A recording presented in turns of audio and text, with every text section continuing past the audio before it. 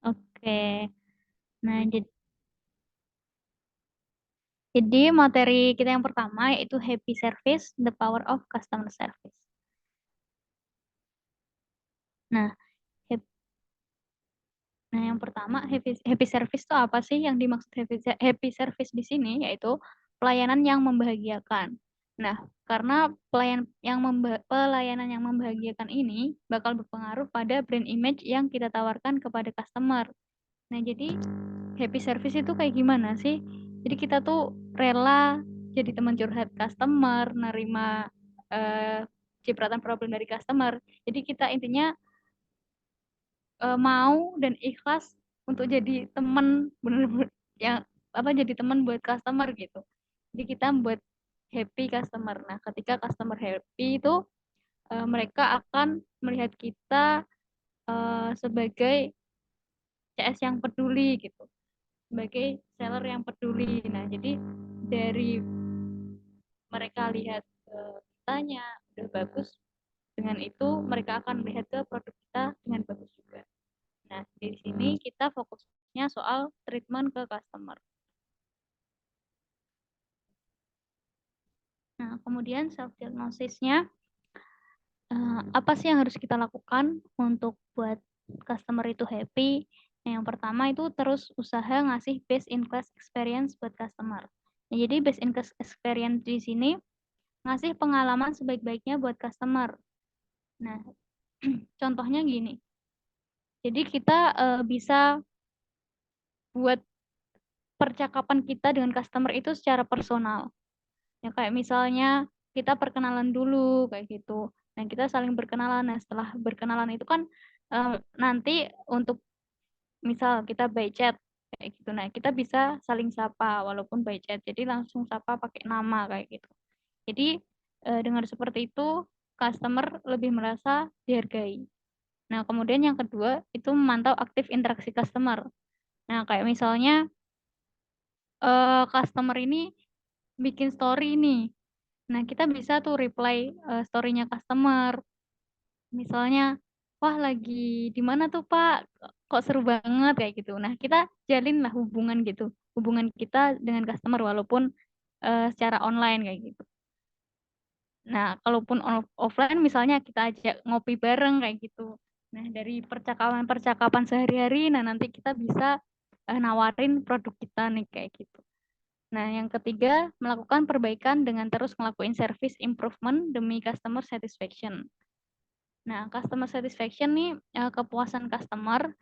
Jadi orientasi kita adalah kepuasan customer. Jadi misalnya customer kasih kita kritik atau saran ya, kita terima dengan baik kayak gitu. Jadi di sini kita tempatkan customer itu the right person gitu, orang yang paling benar. Walaupun misalnya kita ngerasa customernya salah, ya kita mau debat segimanapun walaupun nanti kita menang dalam debatnya pun customer bakal pergi gitu loh ninggalin kita. Mereka nggak akan respect lagi sama kita kayak gitu. Nah, yang keempat, merasa kurang nyaman kalau kebutuhan customer belum tuntas. Nah, jadi kita tanya lagi nih setelah mereka butuh ini. Terus kita tanya lagi, gimana Pak? Apa sudah jelas? Apa ada yang perlu saya bantu lagi? Nah, kayak gitu. Jadi kita tuntaskan apa yang customer butuhkan. Nah, the best advertising is done by satisfied customer. Jadi cara iklan paling baik yaitu ketika customer itu merasa puas. Nah, kemudian customer happy berasal dari agen yang happy. Nah, agen di sini tuh siapa? Agen di sini tuh Bapak Ibu mitra semua. Nah, jadi kita melayani customer itu harus happy dulu. Nah, kan nggak mungkin nih kita melayani customer dengan merengut ya yang ada mereka bakal ogah gitu, ogah ketemu kita lagi gitu, apalagi nanya produknya kayak gitu kan. Nah, kemudian service untuk memenangkan hati customer. Nah, biasanya pemecahan masalah yang paling instan tuh kita kasih gratisan, kita kasih diskon besar-besaran. Nah, iya kalau kita punya budget yang besar. Iya kalau perusahaan punya budget yang besar gitu. Nah, kalau enggak, kita bisa rugi kan kalau kita terus-terusan ngasih diskon kayak gitu. Nah, kita bisa coba beberapa hal yang bisa bikin customer fall in love dengan apa yang kita lakukan. Nah, yang pertama ini kita beri layanan dengan value yang terbaik. Nah, di sini kayak di Adia Salen, kita value-nya properti syariah gitu kan. Nah, properti syariah itu kita bisa bantu customer um, buat terhindar dari riba gitu. Nah, karena kita menawarkan skema syariah, kita bisa bantu Bapak Ibu buat terhindar dari bayar riba nih Bu, kayak gitu misal. Nah, kita keluarin tuh value kita. Kita tonjolkan value kita kepada customer kayak gitu. Nah, yang kedua cek produk atau service yang paling oke. Misal, ketika ada customer, kita tanya dulu, butuhnya rumah atau kafling Bu, kayak gitu. Terus butuhnya di daerah mana. Nah, ketika customer udah jawab, kita bisa sesuaikan nih apa yang seharusnya kita tawarkan sesuai kebutuhan customer kayak gitu. Misalnya aku pengen buat rumah yang deket sama daerah kampus kayak gitu. Nah, kita bisa tawarin PAK tuh. PAK kan ada di daerah kampus tuh ada Undaris, ada Universitas Ngudi Waluyo, Undip kayak gitu. Nah, kita bisa tawarkan PAK itu ke customer yang membutuhkan. Nah, gitu. Tinggal disesuaikan aja apa yang dibutuhkan customer. Nah, yang ketiga, ciptakan ketertarikan buat konten yang ada kaitannya dan bermanfaat untuk customer. Nah, enaknya di sini Bapak Ibu semua nggak perlu bikin konten gitu ya. Jadi dari Adia Salen kita udah siapin kontennya nih. Nah, Bapak Ibu tugasnya tinggal share-share aja. Nah, pastinya konten-konten yang kita buat dari konten kreator ya Mas Ilyas kemarin itu insya Allah bisa buat tertarik lah untuk menarik customer kayak gitu. Jadi Bapak Ibu tugasnya tinggal share aja. Nah, share-nya bisa ke WA Story, ke FB, kemudian ke Instagram kayak gitu. Nah, yang keempat, beri partisipasi yang aktif dengan antusias. Bangun percakapan yang penting bagi customer. Nah, jadi ketika customer itu butuh sesuatu, kita tuh jawabnya antusias gitu. Jadi mereka merasa dipedulikan kayak gitu. Jadi kalau kita balesnya ogah-ogahan, mereka juga bakal ini kok CS-nya misalnya atau ini kok penjualnya balesnya cuma kayak gini ya gitu.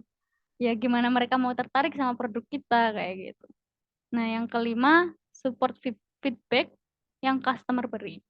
Lakukan sesuatu sebagai respon untuk dijadikan feedback dan pastikan customer tahu apa yang sedang kita lakukan ke mereka. Nah, jadi misal support support feedback.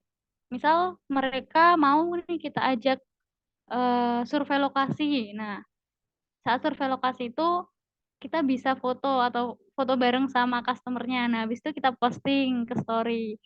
Soalnya kita bikin caption nih, Alhamdulillah bisa survei lokasi bersama Pak siapa gitu. Nah, jadi kan ketika mereka lihat story kita kayak ngerasa happy gitu loh. Mereka ngerasa dipeduliin gitu. Mereka merasa dihargai dengan apa yang kita lakukan. Nah, jadi happy customer is the key. Kuncinya adalah customer yang happy. Nah, di sini ada penelitian dari Coal Miners. Ada 3 alasan utama yang bikin customer lama-kelamaan tuh menjauh dan pergi ninggalin kita. Jadi yang pertama yaitu perlakuan yang nggak adil. Nah, jadi dari perlakuan kita yang nggak adil ke customer itu bisa bikin mereka bete, bisa bikin mereka kesel. Jadi mereka ogah lagi eh, merasakan pelayanan dari kita kayak gitu. Nah, yang kedua penawaran kompetitor.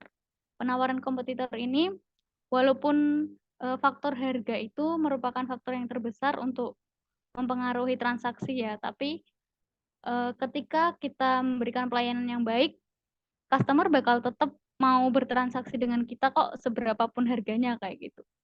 Nah, yang ketiga service untuk manusia. Nah, service untuk manusia ini gimana? Pasti kita semua termasuk customer itu pengen kan ngomong itu sama benar-benar orang gitu loh, nggak ngomong dengan robot. Jadi misalkan mereka mengeluhkan sesuatu, mereka membutuhkan sesuatu. Jadi kita ya jawab aja jawabannya itu jawaban manusia gitu, nggak jawaban robot. Misalnya kayak pakai template. Nah, saya nggak menyarankan banget buat misal jawab jawab customer itu pakai template kayak gitu. Jadi ya kita jawab aja sebagai kayak teman curhat biasa kayak gitu. Jadi dengan seperti itu mereka merasa dihargai. Nah, di sini ada penelitian persentase terbesar kenapa customer nggak mau gunain service kita karena mereka percaya bahwa kita itu nggak peduli kepada mereka. Terus karena mereka itu nggak puas dengan pelayanannya. Nah, kayak gitu. Jadi delivery happiness jadi added value business. Jadi ketika kita menyalurkan kebahagiaan itu bisa jadi nilai tambah dari bisnis kita. Nah, ini ada kata-kata dari Michael Lipoff, a satisfied customer is the best business strategy of all. Jadi strategi bisnis terbaik adalah ketika customer kita tuh puas dengan pelayanan yang kita berikan. Sekian, terima kasih. Assalamualaikum warahmatullahi wabarakatuh. Saya kembalikan ke Mbak Arlika.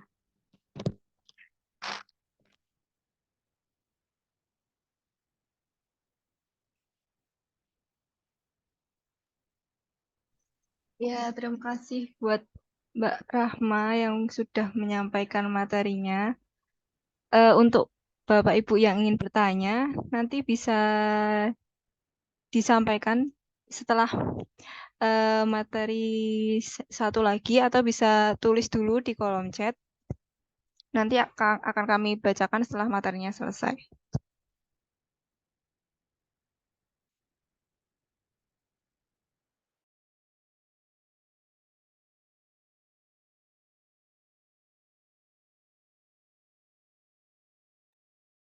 Baik, materi selanjutnya ini dari saya sendiri ya Bapak Ibu. Ini mengenai follow up konsumen.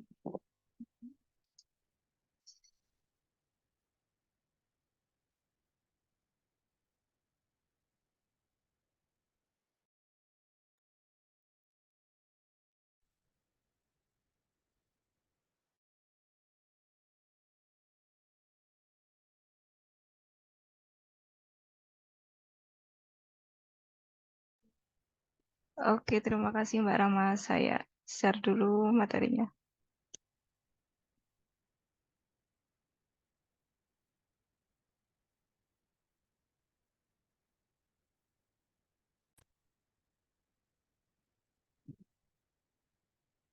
Ya, langsung saya mulai aja ya Bapak Ibu.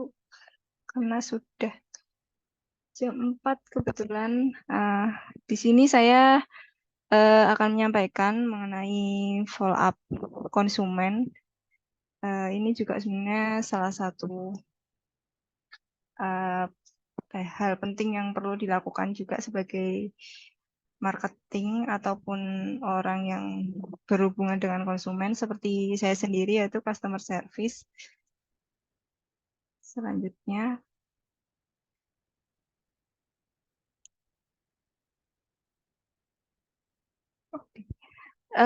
sebelum ke bagaimana caranya untuk follow up konsumen, ini saya mau memberitahu dulu tipe-tipe konsumen yang akan kita hadapi nanti, yaitu ada 3.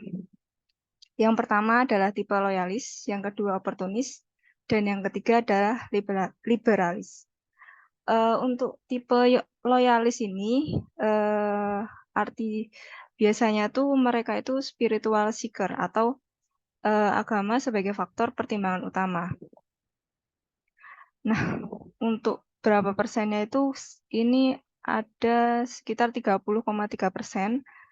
Dan konsumen yang termasuk loyalis ini biasanya cenderung puritan ataupun fanatik dalam beragama seperti itu. Yang kedua itu ada oportunis. Oportunis ini adalah quality seeker atau biasa disebutnya, yaitu yang mempertimbangkan benefit dan juga spiritual. Untuk konsumen oportunis ini ada sekitar 56,6%. Dan mereka ini cenderung toleran dan juga bisa untuk menghargai perbedaan. Selanjutnya ada tipe liberalis. Tipe liberalis ini biasa disebut dengan price seeker atau konsumen yang biasanya mempertimbangkan harga dan juga manfaat fungsional. Untuk tipe liberalis ini ada sekitar 13,1%. Dan biasanya adopsi mengenai nilai-nilai keislamannya itu atau nilai keagamaannya itu cukup rendah. Lanjut. Selanjutnya adalah eh, apa saja sih value yang harus kita sampaikan ke konsumen dalam istilahnya mengedukasi konsumen. Kalau secara umum sebenarnya ada 3, yaitu manfaat fungsional, manfaat emosional, dan manfaat spiritual. Dan karena kita ini termasuk ke dalam properti syariah, jadi ada tambahan satu lagi yaitu manfaat ideologi. Untuk manfaat fungsional, itu maksudnya itu rumah sebagai tempat tinggal. Jadi kita eh, cari tahu dulu nih konsumennya ini tuh ingin rumah yang tempat tinggalnya seperti apa, misal bentuk rumahnya atau menghadap kemana. Karena kan kadang kita menemui konsumen yang ada kriteria tertentu untuk rumahnya itu ingin seperti apa. Tuh. Misal inginnya hadap ke utara atau selatan, Mbak, biar nggak panas. Gitu.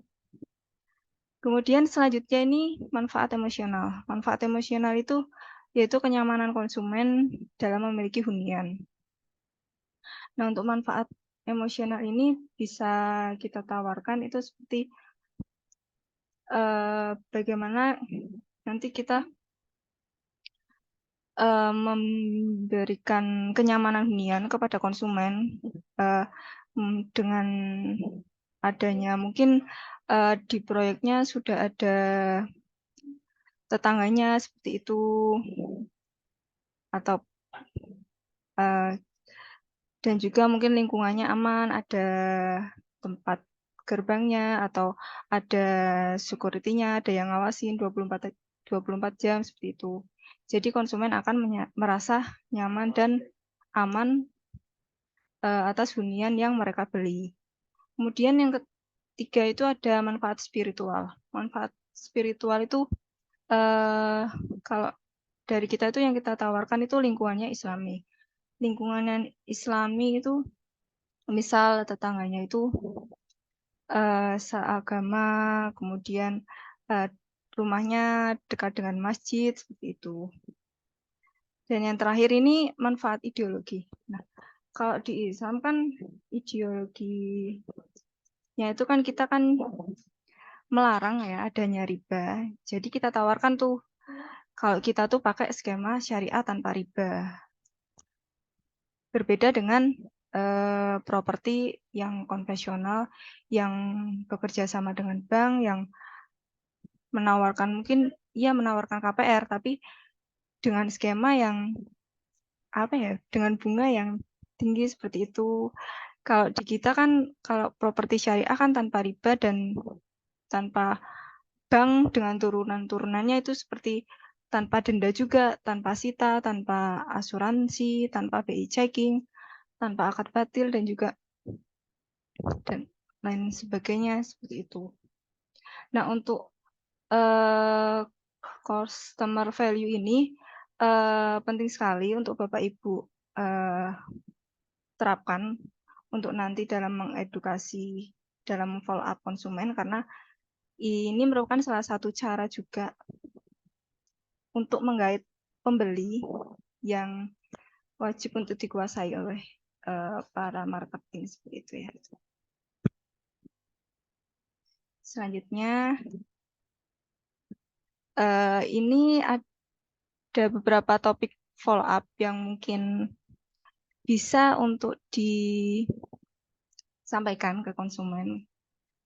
Ini saran dari saya, maksudnya berapa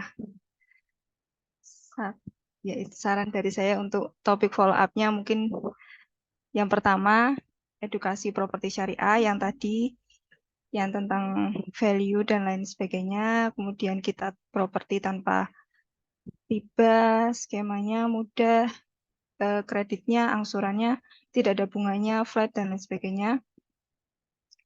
Yang kedua, kita bisa gali minat, kebutuhan dan juga kemampuan konsumen. Mereka ingin rumah yang seperti apa, misal berminat rumah dengan 2 lantai atau rumah dengan posisi di pinggir jalan dengan akses yang mudah, dengan akses yang bisa untuk jalan mobil dan seperti itu. Terus kebutuhannya, mereka butuh rumah itu sebenarnya untuk apa? Untuk ditinggalikah atau untuk sekedar investasi seperti itu? Dan kemampuannya, kemampuan mereka itu sebenarnya itu ada kemampuan untuk DP berapa, untuk angsuran berapa. Kalau kami karena properti syariah, kalau di Adiasa itu untuk kemampuan ini bisa menyesuaikan dengan pembeli. Misal pembeli ada DP-nya 50 juta, bisa kami hitungkan untuk nanti angsurannya jadi berapa. Atau mungkin Mbak saya sanggupnya angsurannya 3 jutaan, kira-kira bisa nggak? Nanti bisa kami hitungkan untuk misal angsurannya 3 jutaan dengan tenor 3 tahun, nanti jadinya DP-nya berapa, seperti itu. Kemudian menawarkan promo yang ada. Ini juga penting ya, Bapak Ibu, apabila kita ada promo, sebisa mungkin kita tawarkan promo yang ada kepada konsumen untuk bisa menarik perhatian konsumen supaya bisa berminat untuk membeli eh, produk kita seperti itu. Dan yang terakhir, yang paling penting juga ajak untuk survei ke lokasi. Mengajak survei ke lokasi ini penting karena dengan melihat lokasinya secara langsung, mereka tuh jadi bisa melihat lokasinya secara langsung, mereka jadi bisa tidak bisa melihat, membayangkan gitu, maksudnya hunian mereka akan seperti apa nantinya, kondisinya, lingkungannya, dan lain sebagainya. Bukan cuma hanya membayang-bayangkan saja. Kalau misal, mungkin kita bisa memberi gambaran lewat chat untuk lokasinya seperti ini. Tapi kan kalau tidak melihat lokasinya langsung kan mereka kan berandai-andainya kan kadang tidak sesuai dengan lokasinya. Mungkin mereka mikir lokasinya pasti di kampung nih, di sempit jalannya dan lain sebagainya. Tapi kenyataannya kan kita lokasinya strategis di pinggir jalan, aksesnya mudah, dekat dengan masjid dan lain sebagainya. Selanjutnya, lah untuk waktu follow up-nya, sebenarnya waktu follow up ini bisa dilakukan setiap hari ke konsumen. Apalagi kalau kita sedang ada promo sekarang ini, yaitu weekend sale, potongan harga, promo hadiah elektronik, dan lain sebagainya. Namun ada juga yang konsumen yang kita tuh nggak perlu untuk follow up setiap hari gitu loh. Itu tuh tipe-tipe konsumen yang misal sudah di follow up tiap hari tapi tidak ada respon, tidak ada jawaban, dan lain sebagainya. Mereka-mereka ini termasuk ke dalam uh, tipe yang cold atau dingin. Nah, konsumen itu sebenarnya ada 3 tipe lagi ini. Ada 3 fasenya, ada yang hot, ada yang warm, ada yang cold. Yang cold ini biasanya tuh mereka tidak ada respon sama sekali, walaupun sudah kita follow up setiap hari, kita tawarkan promo-promo ini, dan mereka biasanya itu belum survei lokasi seperti itu. Nah, untuk yang konsumen yang ini, mungkin bisa kita edukasi pelan-pelan ya, kita kasih broadcast tentang proyek-proyek kita gitu, keunggulan-keunggulan dari produk kita seperti itu. Nah, untuk yang warm ini sebenarnya mereka masih bisa balas, tapi kadang mereka gak balas juga gitu. Jadi bisa di follow up ya paling tidak 3 hari sekali gitu. Kalau untuk yang hot ini konsumen yang wajib sekali kita apa namanya follow up setiap hari karena mereka ini sebenarnya biasanya sudah survei dan juga sudah PV, tinggal untuk ke kita meyakinkan aja untuk akadnya itu kapan gitu seperti itu. Jadi wajib sekali untuk kita follow up setiap hari. Lanjut, ini ada follow up menurut saya ya. Kalau saya itu follow up-nya itu biasanya pertama kalau konsumen baru, saya edukasi terlebih dahulu mengenai konsep properti syariah. Kemudian kalau misal mereka tanya harga nih, saya nggak memberikan secara langsung press list-nya secara gamblang seperti itu ya. Saya memberikannya misal kisarannya 300 jutaan atau 400 jutaan. Kemudian saya bilang, Bapak Ibu kalau misal mau press list-nya secara lengkap, bisa kami berikan di survei lokasi terlebih dahulu. Seperti itu. Biasanya saya langsung mengarahkan ke survei lokasi atau datang ke kantor untuk orang-orang yang sepertinya berminat dengan produk kami seperti itu. Jadi tidak memberitahukan price list secara detailnya saat di chat. Karena kan kalau lebih enak itu sebenarnya ketemu langsung ya, jadi bisa ngobrol ataupun tanya-tanya mengenai rumah ataupun kafling yang diminati seperti itu. Nah, itu bisa diarahkan survei lokasi ataupun ke kantor.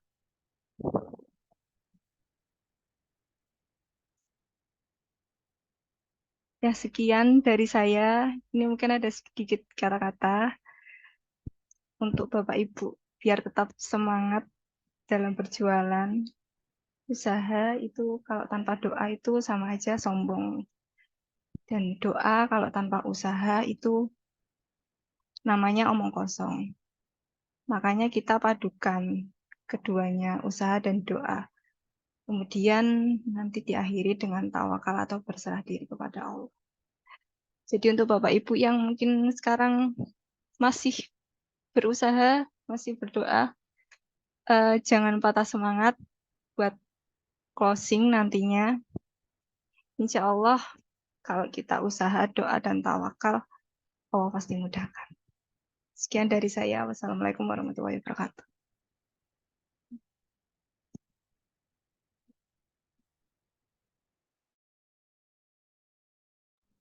Waalaikumsalam warahmatullahi wabarakatuh. Terima kasih Mbak Arlika.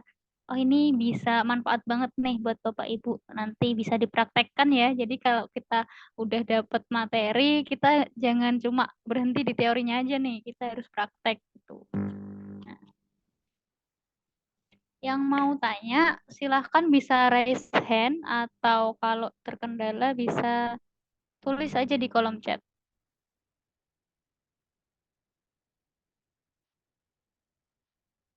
Nah, mungkin ini ada yang tanya ya Mbak Arlika, Bu Desi. Iya ini Bu Desi tanya ini. Oke. Saya kalau share story di status WA kebanyakan yang tanya orang Pati dan Kudus, padahal lokasinya di Semarang. Ini jelas saya salah alamat ya, solusinya gimana? Gimana cara nyari customer yang lokasi terdekat via WA? Atau Adia Salen bikin project properti Kudus Pati aja ya.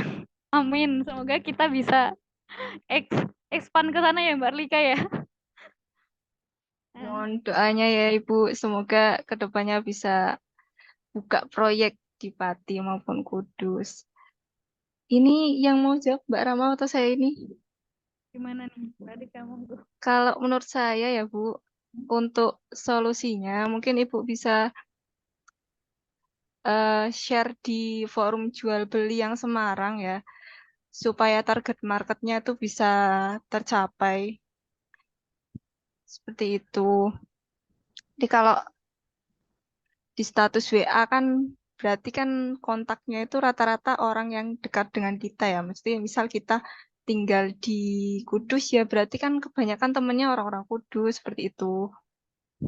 Atau tinggal di Jakarta kan rata-rata pasti orang teman-temannya kan tinggalnya di Jakarta. Mungkin bisa share ke Facebook, ke forum jual beli ataupun eh bisa sebenarnya ngiklan ya, tapi ngiklan tuh kadang juga berbayar ya. Ngiklan yang gratis itu ya yang itu Bu, yang share ke grup-grup forum jual beli rumah tanah seperti itu.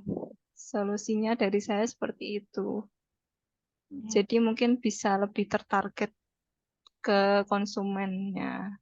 Tapi kalau orang Kudus atau orang Patinya minat buat beli tanah di Semarang juga nggak apa-apa sih buat investasi. Karena konsumen kami juga apa namanya ada bukan orang Boyolali tapi beliau beli tanah di Boyolali seperti itu. Jadi kalau kita mau memperluas market, kita juga harus memperluas relasi gitu ya Mbak Rika ya. Jadi bisa biasanya dari Facebook nih paling banyak apa relasinya tuh dari Facebook. Jadi kita masuk-masuk grup-grup aja. Kita cari searching aja grup. Misalnya grup jual beli Bawen, grup jual beli tanah Bawen, grup jual beli tanah Boyolali, grup jual beli rumah Boyolali. Nah, kayak gitu kita masuk aja ke situ. Kita masuk ke situ terus nanti kita tinggal posting-posting aja.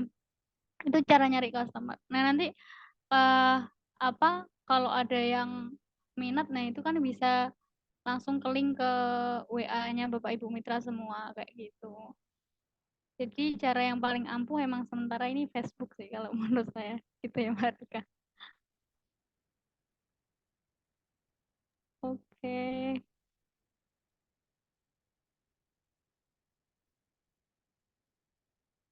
begitu tahu lokasinya, chatnya mandek. Iya karena berarti mereka bukan target market kita kayak gitu. Jadi kita jangan putus asa cari lagi, kita cari cari buyer lain kayak gitu. Jadi kita tetap kita ada fasilitas Facebook itu kita posting-posting aja di situ. Nggak cuma di Facebook sih sebenarnya di Telegram juga ada kayak gitu. Jadi kita explore aja di sosmed-sosmed kayak gitu. Via FB ya, FB itu ada forum jual beli kayak gitu biasanya di grup-grup atau bisa dipasarkan di marketplace. Ada yang mau tanya lagi? Bisa raise hand.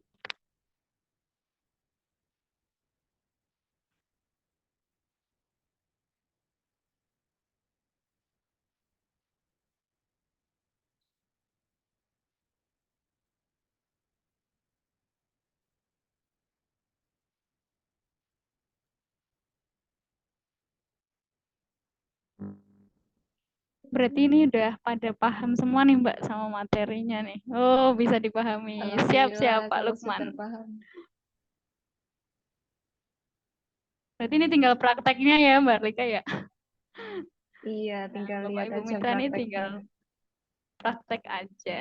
Jadi kalau punya materi kita udah dapat pelatihan, dapat teori, kita jangan berhenti di teori aja. Kita harus praktek kayak gitu. Adakah yang mau bertanya lagi?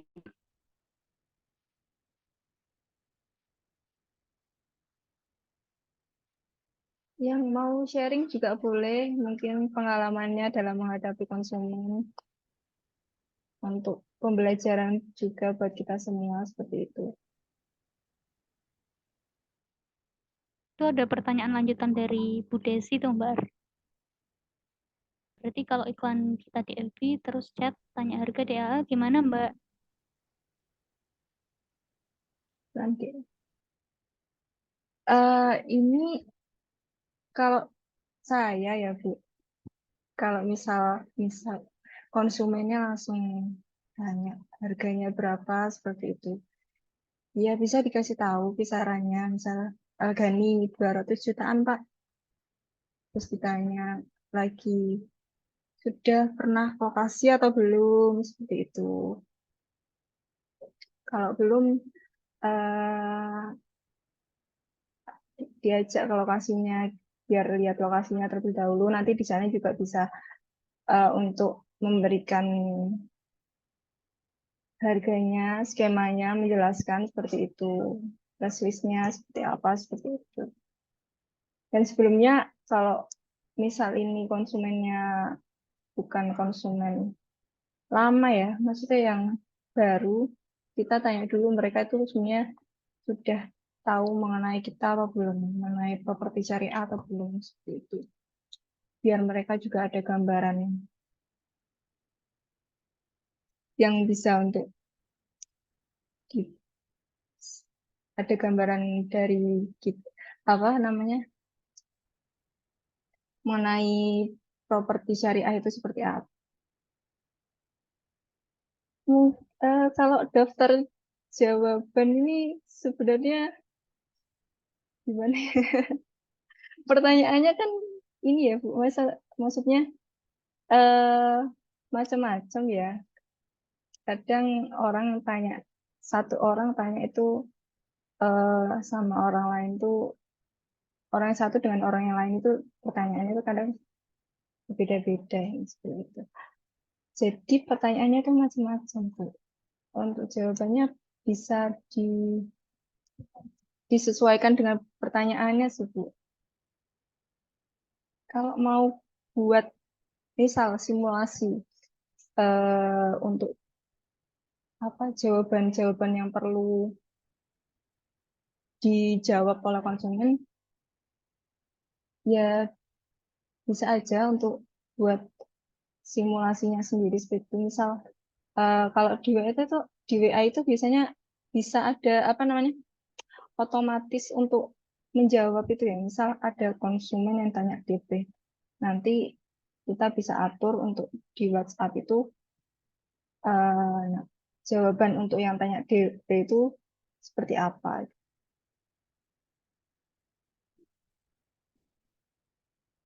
Oke, nah mungkin saya nambahin dikit terkait ini nyambung sama materi yang saya sampaikan tadi ya.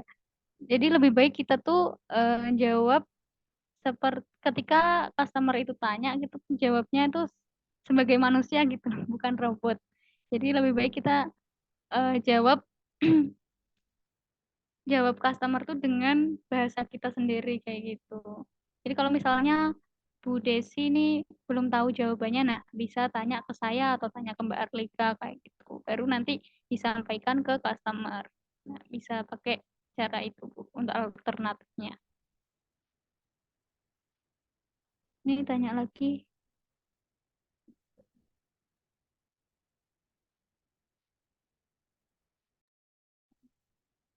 Ini pernah saya terima chat tanya harga DP, tanya rumahnya udah ada apa belum, terus bayarnya berapa kali. Bisa untuk dijawab apa namanya pertanyaan-pertanyaan itu, tapi tetap ya Bu, sebisa mungkin disuruh survei ke lokasi terlebih dahulu seperti itu.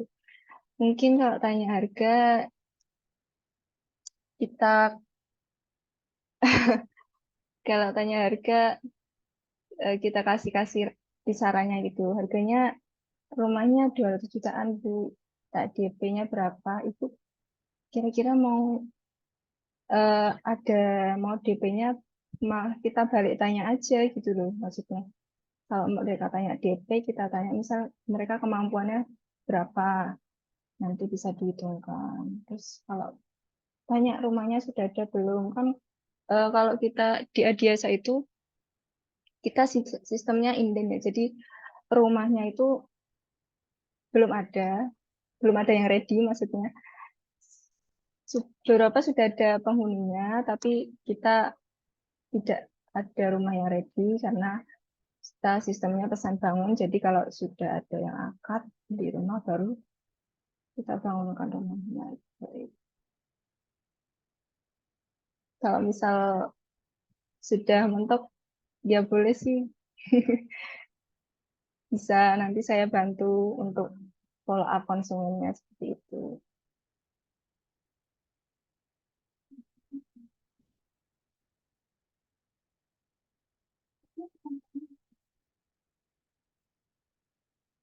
Kalau untuk akadnya itu satu kali, kalau misal beli rumah. Tapi mungkin di dalam apa namanya berkasnya itu ada dua, yaitu tanah dan rumah seperti itu. akadnya cuma sekali.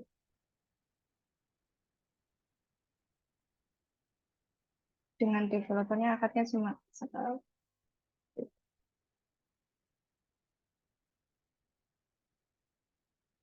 Kalau Bapak Ibu ada kesulitan ataupun ada pertanyaan, bisa sharing-sharing gitu di grup mitra Adia Saling. Nanti kami bantu solusinya seperti apa, baiknya seperti apa, seperti itu.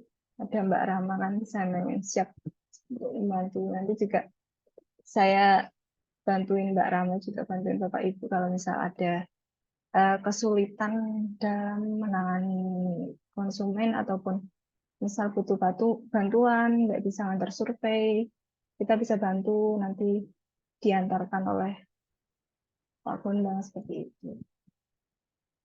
Dan jangan lupa untuk up ini ya, Bapak Ibu,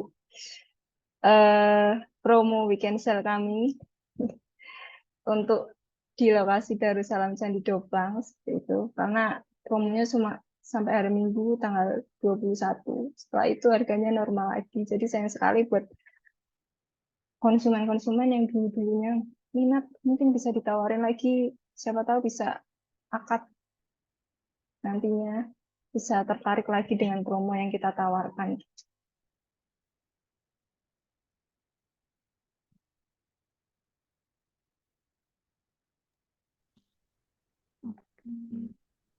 Eh, nah, gitu Bu Desi. Jadi itu merupakan salah satu strategi kita ya. Kenapa kita nggak ngasih tahu secara langsung? Kenapa kita kasih jawaban yang menggantung sama customer supaya mereka tuh mau diajak survei lokasi atau ke kantor kayak gitu. Jadi ketika kita ketemu langsung kan kita interaksinya lebih enak kayak gitu.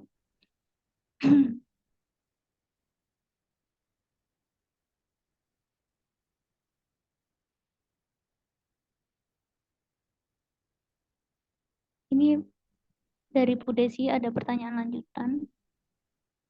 Pesan bangun itu faktanya apakah rumahnya pabrikan yang tinggal ngerakit belum ada maksudnya.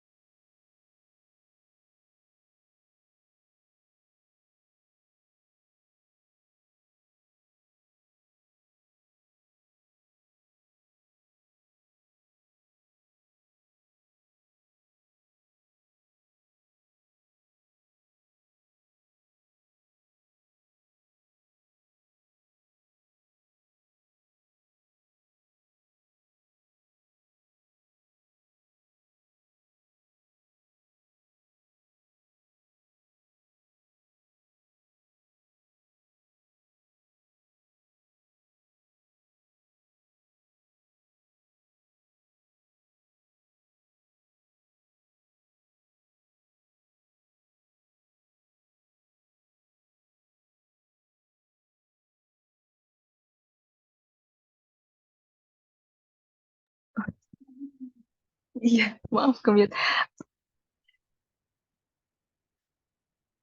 Untuk rumahnya itu kita rumahnya inden, kita menyediakannya kafling siap bangun. Jadi rumahnya itu rumah inden itu berbeda dengan rumah yang seperti rumah subsidi yang sudah bisa langsung ditempati karena ini juga rumah inden itu keuntungannya sebenarnya banyak buat konsumennya.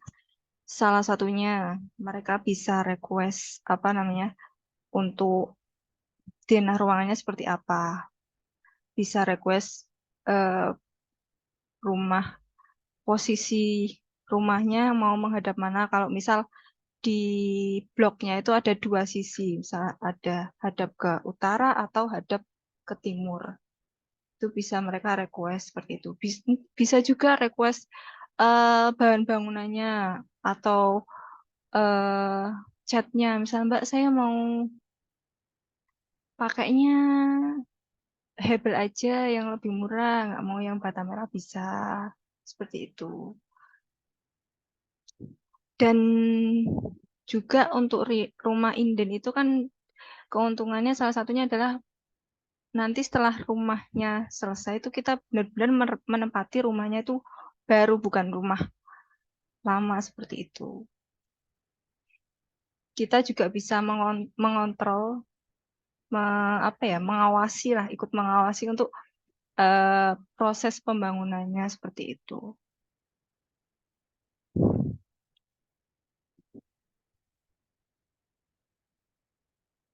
Saya gimana Mbak Rahma? Udah, Mbak Rahma mau ngomong mungkin nambahin Oke, atau apa? gimana Bu Desi? Apa masih ada pertanyaan yang belum terjawab? Iya, tadi mohon maaf ya Bapak Ibu ternyata mute. Iya. Saya tidak sadar kalau masih di mute ternyata. Untuk materinya nanti kami bagikan aja ya di grup ya. Untuk ringkasannya meringkas sendiri ya Bapak Ibu. Iya, sebenarnya nih kenapa kita nggak kasih ringkasan supaya Bapak Ibu semua tuh aktif meringkas sendiri. Jadi kan lebih nempel gitu ya Mbak ya materinya kalau pada nulis sendiri.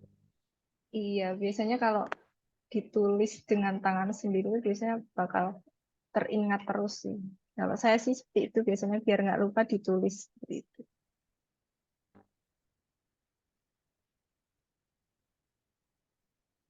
Oke.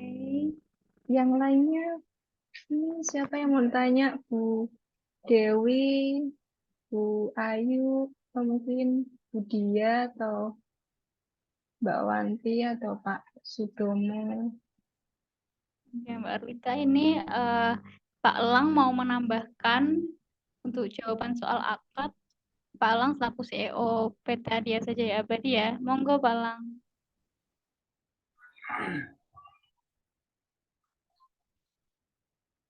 Oh, tes tes. Assalamualaikum warahmatullahi wabarakatuh. Apa kabar sebelumnya? Ya, mohon izin ya. Ini masih semangat? Oke. Masih ya, sip. Boleh dong. Ini kalau mau jawabannya tadi dari Bu Desi. Bu Desi, mana Bu Desi? Boleh dengar dong suaranya. Bu Desi, ya. Sip. Oh, oh ya, siap Bu Desi. Bu Desi, saya bantu jawab ya soal akad. Ini Bu Desi, soal akad tadi betul ya, ada dua tapi bukan dua kali ya Bu Desi. Jadi karena kita jual dalam kondisi tanah, maka yang diakadkan adalah akad jual beli secara tunai ataupun angsuran gitu ya. Jadi jual beli tanahnya dulu. Nah kemudian biasa kita lakukan ada dua tuh, tapi masih khilafiyah ya. Ada khilafiyah juga ada pakai akad istisna, itu pesan bangun. Cuman kalau akad istisna biasanya kita lebih banyak kajiannya lebih dalam gitu ya. Sehingga kita mensiasati menggunakan akad ijaroh. Jadi akad ijaroh itu setelah kita akad dengan konsumen tanahnya itu, kemudian kita jeda sebentar, biasanya ngopi-ngopi dulu gitu ya. Nah, baru kita akadkan untuk bangunannya, gitu ya.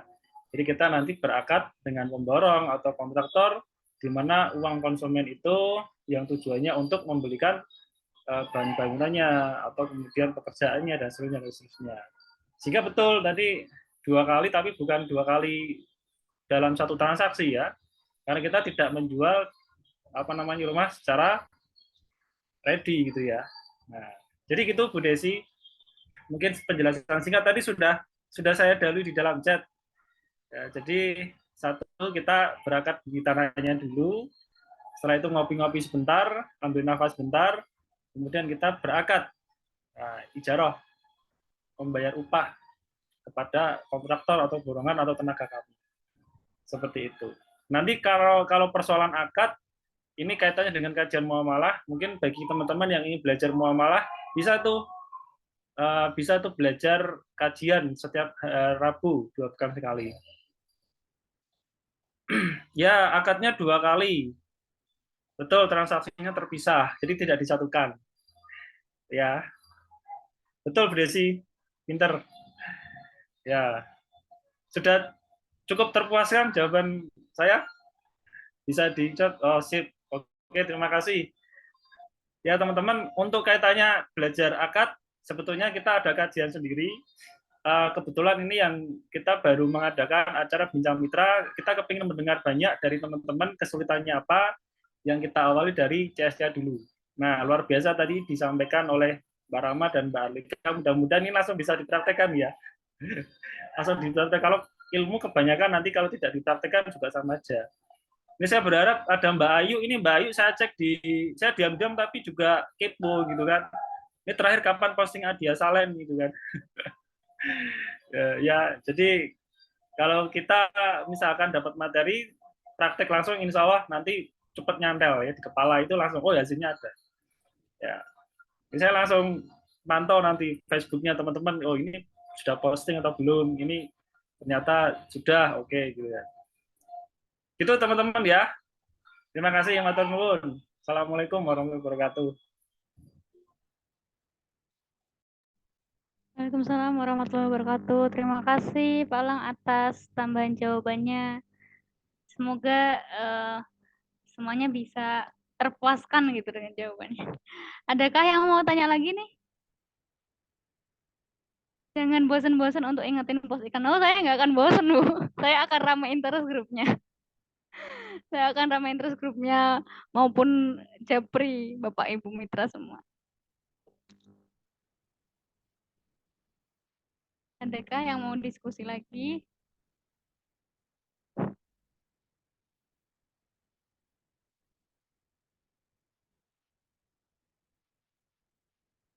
Oke, sepertinya sudah cukup ya. Nanti kalau ada pertanyaan lagi bisa disambung di grup gitu atau Japri juga nggak apa-apa. Nah, ini sebelum penutupan kita vote bareng dulu ya. Kita foto bareng dulu yuk. On-in kameranya. On cam semua.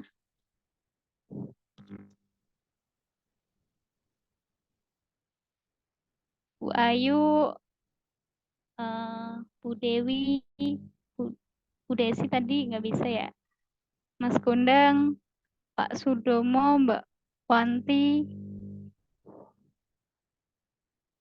Nah, oh iya ini ada mitra baru nih. Bapak Ibu semua, Mbak Diah Ayu. Masya Allah, luar biasa. Ini masih kuliah tapi semangatnya luar biasa. Mbak Diah Ayu boleh perkenalan dulu, Mbak. Halo semuanya, perkenalkan saya Diah Ayu Mawarti dari Fakultas Hukum, masih kuliah di Unisula. Terima kasih. Oke, makasih. Tetap semangat ya Mbak Ayu ya.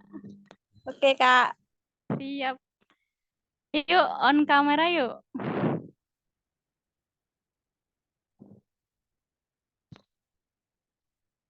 Oke. Saya ambil gambarnya. 1, 2, 3. Lagi. 1, 2, 3. Sekali lagi ya. 1, 2, 3. Ya, terima kasih Bapak Ibu semua, kakak-kakak semua. Terima kasih atas kehadirannya hari ini. Semoga apa yang kita sampaikan bisa bermanfaat dan bisa langsung dipraktekkan. Nah, tetap stay tune karena kedepannya kita akan ada bincang mitra lagi. Oh ya, jangan lupa buat share Weekend Sale Darussalam Candi Doplang. Nah, kita bisa share-share ke sosmed-sosmed kita nih. Nah, besok kan udah hari hanya tanggal 20-21 ya, Mbak ya? Ya, kita bisa booster hari ini. Gitu. Dan terima kasih, kita tutup dengan bacaan hamdalah dan doa kafaratul majlis. Alhamdulillahirabbil alamin. Subhanakallahumma wa bihamdika asyhadu an la ilaha illa anta Asyhadu an la ilaha illa anta astaghfiruka wa atubu ilaik. Makasih. Wassalamualaikum warahmatullahi wabarakatuh. Waalaikumsalam warahmatullahi wabarakatuh.